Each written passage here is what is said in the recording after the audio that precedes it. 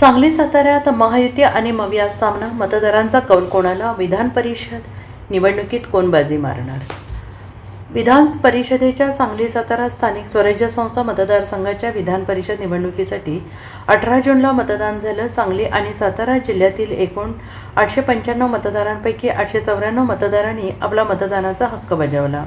महायुतीत हा मतदारसंघ भाजपकडे होता, तर महाविकास आघाडीत हा मतदारसंघ राष्ट्रवादी काँग्रेस पार्टी शरदचंद्र पवार पक्षाकडे होता. भाजपने धैर्यशील कदम यांना उमेदवारी दिली होती, तर राष्ट्रवादी काँग्रेस पार्टी शरदचंद्र पवार पक्षाने अभयसिंह जगताप यांना उमेदवारी दिली.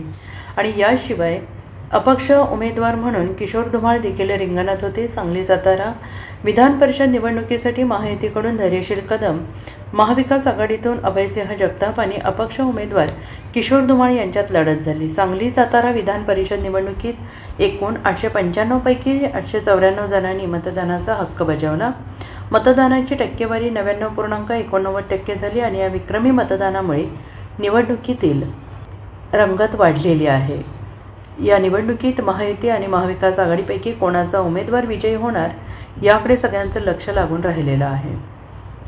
Bureau report, SBN Marathi.